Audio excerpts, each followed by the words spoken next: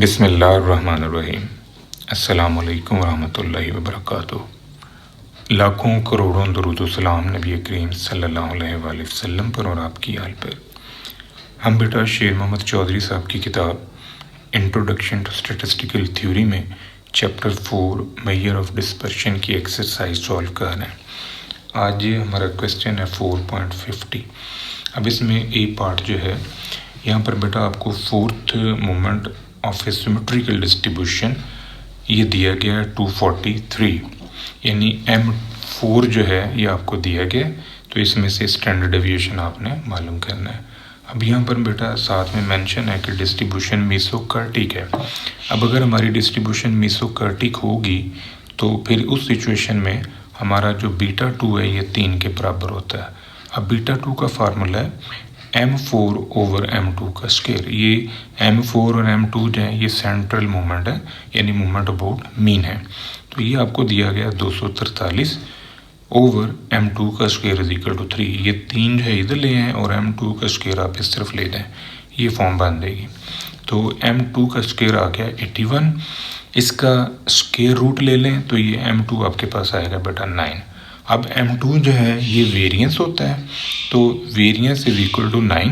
तो वेरिएंस का square root लें तो ये स्टैंडर्ड डेविएशन है, ये आ जाएगा 3। बी पार्ट में बेटा आपको किसी डिस्ट्रीब्यूशन के 4 मोमेंट्स दिए गए हैं और ये चारों moment about x is equal to 4 हैं, यानी ये आर्बिट्ररी ओरिजिन के मोमेंट्स हैं। तो इनसे आपने डिस्ट्रीब्यूशन के बीटा 1 और बीटा 2 यानी मोमेंट रेशियोज मालूम करना है। तो यहाँ पर आप नोट करें बेटा कि आपको moment about x is equal to 4 ये 4 मोमेंट्स दिए गए।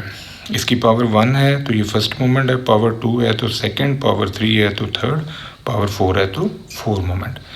अब इन चारों मोमेंट्स को आपने इन फार्मूलाइज में यूज़ करना है ताकि आपको सेंट्रल मोमेंट मिल जाए।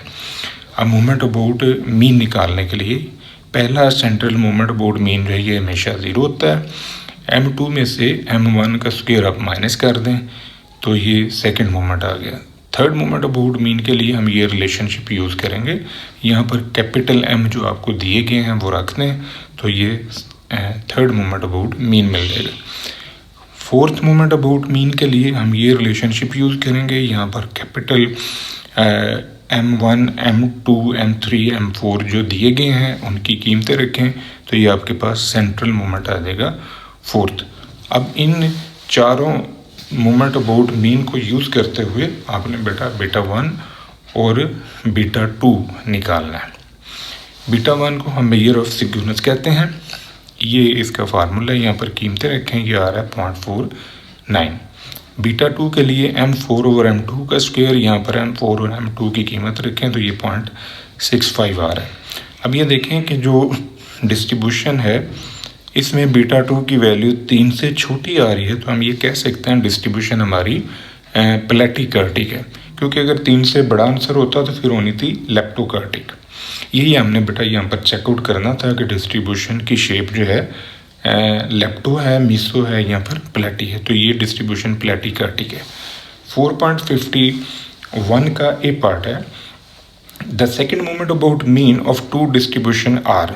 सेकेंड मोमेंट आपको दिए गए हैं दोनों डिस्ट्रीब्यूशन के, एक का सेकेंड मोमेंट 9 है, दूसरी का सेकेंड मोमेंट अबाउट मीन जो है ये 16 है। इसी तरह फोर्थ मोमेंट आपको दिए गए हैं, एक का फोर्थ मोमेंट अबाउट मीन जो है 230 है, दूसरी का फोर्थ मोमेंट अबाउट मीन जो है 780 है। तो आपने बताना है कि कौन से डिस्ट्रीब्यूशन लेप्टो, मीसो या प्लेटिकार्टिक है। इसका मतलब कि बेटा आपने दोनों डिस्ट्रीब्यूशन में बीटा 1 बीटा 2 जो है आपने मालूम करना है, क्योंकि बीटा 2 की वैल्यू से पता चलेगा डिस्ट्रीब्यूशन की हाइट कैसी है। तो यहाँ पर बीटा 2 का फार्मूला आप यूज़ करेंगे M4 ओवर M2 का स्क्वायर। ये दोनों आंसर यहाँ पर रखें, इसी तरह ये वाला दोनों आंसर यहाँ पर रखें, तो आपका आंसर जो है बीटा 2 डिस्ट्रीब्यूशन A में 3 से छोटा आ रहा है। इसका मतलब है कि ये डिस्ट्रीब्यूशन जो है ये प्लेटिकार्टिक है, और जो डिस्ट्रीब्यूशन 2 है या बी डिस्ट्रीब्यूशन जो है इसमें आपका बीटा 2 का आंसर जो है वो 3 से बड़ा आ गया। तो जब बीटा 2 3 से बड़ा होता है तो फिर डिस्ट्रीब्यूशन जो है बेटा प्लेटिकार्टिक नहीं होती, फिर डिस्ट्रीब्यूशन कहलाएगी लेप्टोकर्टिक। क्योंकि अगर 3 से छोटा होता तो फिर ये होनी थी प्लेटी, अगर 3 के बराबर होता तो फिर इसे हमने कहना था मीसोकर्टिक, और अब ये 3 से बड़ा है तो फिर इसे हम कहेंगे लेप्टोकर्टिक। बी पार्ट है 451 का। अब यहाँ पर आपको सेकंड मोमेंट अबाउट मीन जो है ये दे दिया है, और साथ में आपसे पूछ रहा है कि चौथे मोमेंट की वैल्यू क्या होगी, यानी चौथा मोमेंट अबाउट मीन जो है क्या होगा अगर हमारी डिस्ट्रीब्यूशन लेप्टो हो, मीसो हो या फिर प्लेटिकर्टिक हो। अब बेटा हमने M4 fourth moment about mean जो है ये मालूम करना है, और डिस्ट्रीब्यूशन पे कंडीशन है कि लेप्टो है, मीसो है या फिर प्लेटी है। तो बीटा 2 से हमें पता चलता है कि डिस्ट्रीब्यूशन की शेप क्या है। अगर बीटा 2 M4/2 का स्क्वायर 3 से बड़ा होता तो फिर ये लेप्टो थी, 3 के बराबर होता तो मीसो, 3 से छोटा होता तो प्लेटी। तो यहाँ पर आपने बेटा ये जो M2 है, M2 स्क्वायर इसको मल्टीप्लाई किया इस 3 के साथ, तो ये फॉर्म आ गई। अगर डिस्ट्रीब्यूशन जो है हमारी लेप्टोकर्टिक होगी तो फिर इसका मतलब कि M4 जो है ना इससे बड़ा होगा। यहाँ पर M2 की कीमत रखें, ये उसने आपको खुद ही दी हुई है 25, तो M2 की जगह पर 25 रखें। 25 का स्क्वायर 625, 625 को 3 से ज़रब दे दें तो ये 1875 आ रहा है। अगर हमारा M4 fourth moment about mean 1875 से ज़्यादा होगा तो फिर डिस्ट्रीब्यूशन लेप्टोकर्टिक होगी, और अगर ये M4 1875 के बराबर आ जाता है तो फिर डिस्ट्रीब्यूशन है मीसोकर्टिक है, और अगर M4 1875 से कम है तो फिर डिस्ट्रीब्यूशन जो है प्लेटिकर्टिक कहलाएगी। नेक्स्ट क्वेश्चन है 454। अब ये 454 जो है बेटा इसमें आपको मीन दे दी है, यानी mean and standard deviation of variable x are. ये आपको मीन और स्टैंडर्ड डेविएशन दे दी हैं। कहते हैं कि अगर हम अपने वेरिएबल में 20 ऐड कर दें तो फिर नया जो वेरिएबल बना है उसमें मीन और स्टैंडर्ड डेविएशन क्या होगा। दूसरे में कहते हैं कि अगर हम अपने ओरिजिनल वेरिएबल में 25% हर वैल्यू का निकालें और वो ऐड कर दें तो फिर मीन और वेरिएंस जो है या स्टैंडर्ड डेविएशन जो है क्या होगा।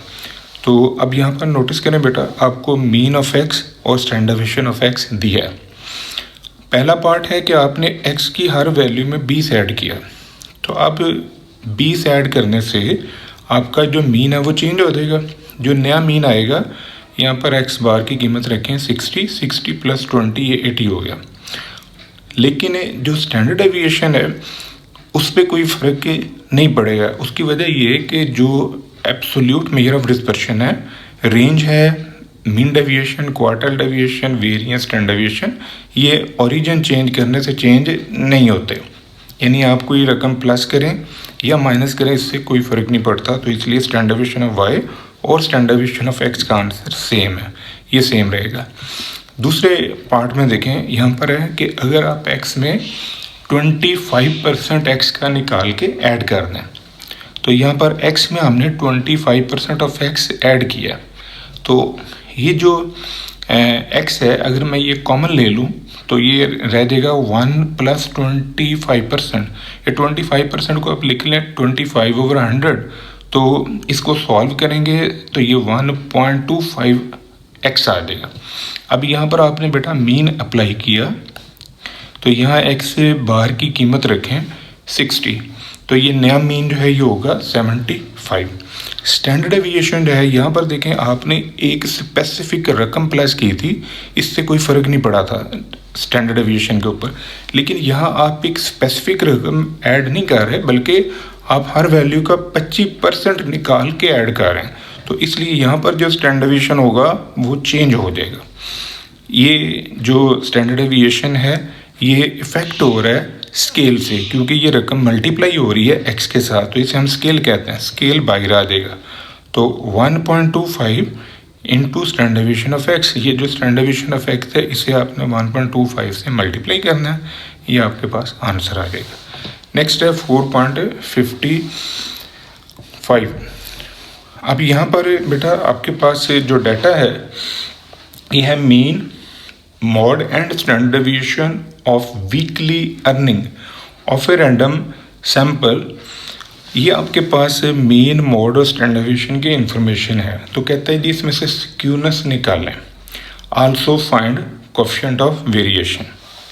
फिर इसके बाद कहता है कि what will be the value of mean and standard deviation if every woman has increase ₹500 per week. अगर हर हफ्ते की जो इनकम है उसमें ₹500 आप ऐड कर दें तो फिर क्या होगा। और फिर नेक्स्ट है तीसरे पार्ट में, what will be the mean and standard deviation if every woman has increase 10% of previous income. कि अगर पिछली इनकम का 10% निकाल के ऐड करें तो फिर क्या मीन और स्टैंडर्ड डेविएशन पे फ़र्क पड़ेगा। ये 3 टॉपिक आपने इसमें बेटा स्टडी करना है।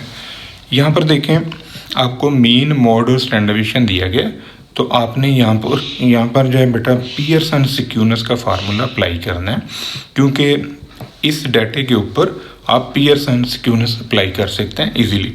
Mean minus mod over standard deviation, यहाँ कीमतें रखें, ये आंसर आ रहा है 0.413। अब ये 0 से बड़ा है तो हम ये कह सकते हैं डिस्ट्रीब्यूशन हमारी जो है ये पॉजिटिव सिक्यूर्ड है। बी पार्ट है कि अगर हर फीमेल की इनकम में ₹500 पर वीक इजाफा कर दिया जाए, इसका मतलब है कि हर एक को ₹500 इजाफी मिला है, तो इससे फिर मीन क्या होएगा, x बार प्लस 500। ये जो x बार आपके पास है इसमें 500 ऐड कर दें, ये नया मीन होगा। स्टैंडर्ड डेविएशन क्या होगा, जब आप बेटा एक स्पेसिफिक रकम प्लस करते हो तो इससे स्टैंडर्ड डेविएशन पे कोई असर नहीं होता, क्योंकि स्टैंडर्ड डेविएशन जो है ये इंडिपेंडेंट ऑफ ओरिजिन है, इसलिए इसका स्टैंडर्ड डेविएशन जो है ये 0 होगा। तो स्टैंडर्ड डेविएशन आपके पास आएगा x। तो ये आंसर सेम वही है जो आपको दिया गया है। मज़ीद देखें बेटा, नेक्स्ट पार्ट में है कि अगर 10% पिछली इनकम का डाल दिया जाए तो x के अंदर 10% ऑफ x आपने ऐड किया, यहाँ पर x आप कॉमन ले लें तो ये आ जाएगा 1 + 10% को 10/100 लिख लें, इसको इससे ज़रब दी और फिर 10 ऐड किया तो ये 110/100 हो गया, ये आया 1.1x। इस पे मीन अप्लाई कर लें तो यहाँ पर ये 1.1 जो है ये x से ज़रब खा रहा है, इस वजह से मीन भी बदलेगा और स्टैंडर्ड डेविएशन भी बदल जाएगा। यहाँ पर x बार की कीमत रखें, इसको मल्टीप्लाई किया, ये नया मीन होगा। तो स्टैंडर्ड डेविएशन जो है ये इफ़ेक्ट हो जाता है स्केल से, क्योंकि जब कोई रकम ज़रब खाती है या तकसीम होती है तो इसे हम स्केल चेंज कहते हैं। तो ये 1.1 जो है ये बाहर आ जाएगा, स्टैंडर्ड डेविएशन ऑफ x, इस स्टैंडर्ड डेविएशन ऑफ x से 1.1 को मल्टीप्लाई कर दें तो ये आपके पास नया स्टैंडर्ड डेविएशन जो है ये बन जाएगा। ये था बेटा आज का हमारा लेक्चर, दुआ में याद रखिएगा। इंशाल्लाह अगली वीडियो के साथ फिर हाजिर होंगे। फ़ी अमान अल्लाह।